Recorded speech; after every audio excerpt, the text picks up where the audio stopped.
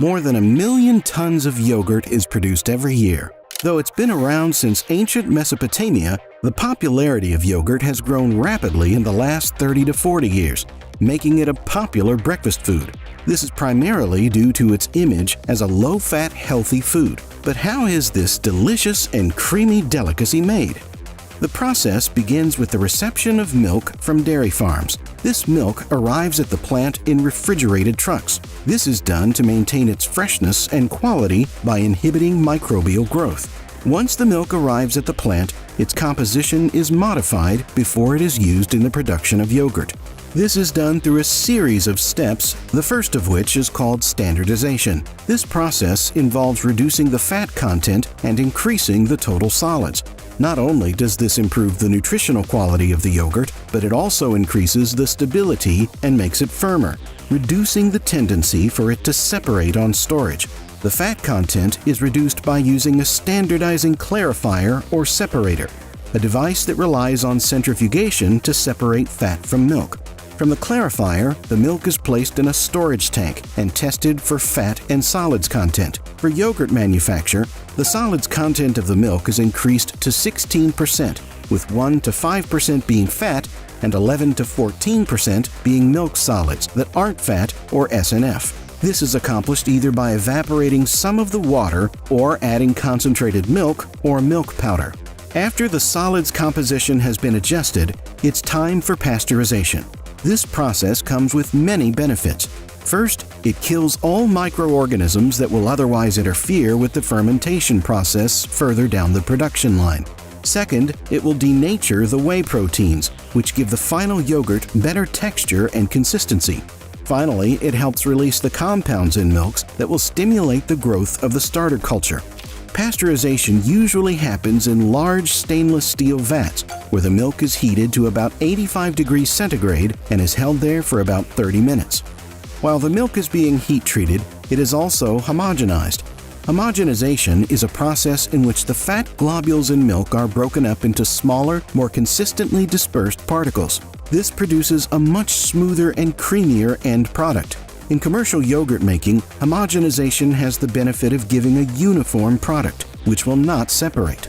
Completing the process is cavitation, in which vapor bubbles are created by a sudden discharge of pressure. Within the bubbles, the fat droplets crash against the vapor walls and disintegrate, ensuring that the fat is completely broken down. When pasteurization and homogenization are complete, the milk is transferred to a large tank of several hundred gallons.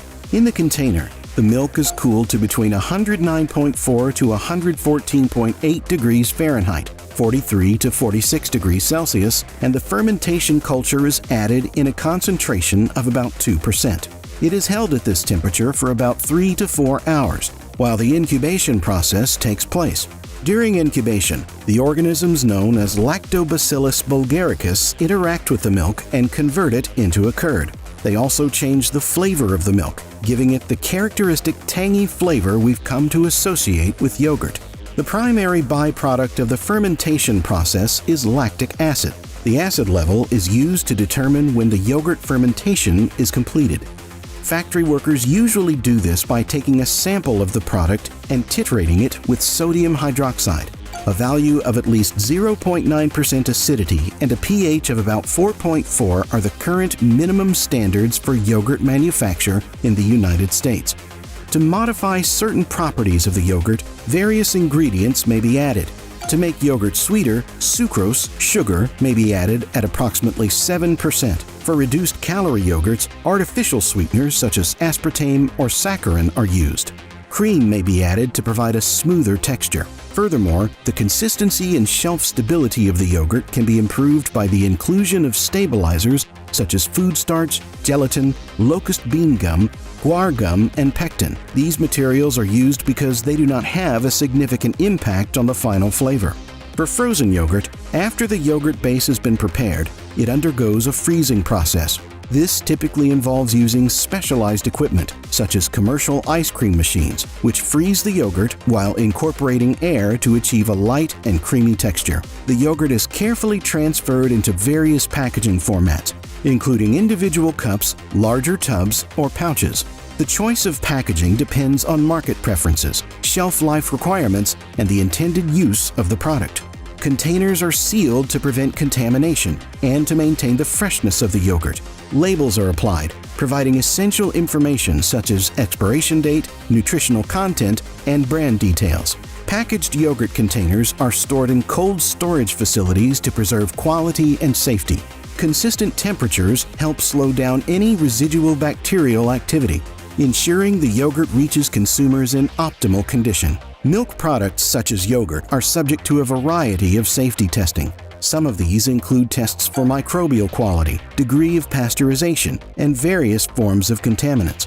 The microbial quality of the incoming milk is determined by using a dye reaction test. This method shows the number of organisms present in the incoming milk. If the microbial count is too high at this point, the milk may not be used for manufacture. Thankfully, most harmful microorganisms are killed as a result of pasteurization, but their presence always remains a risk, particularly when pasteurization is incomplete. Therefore, the degree of pasteurization is determined by measuring the level of an enzyme in the milk called phosphatase. Governmental regulations require that this test be run to ensure that pasteurization is done properly.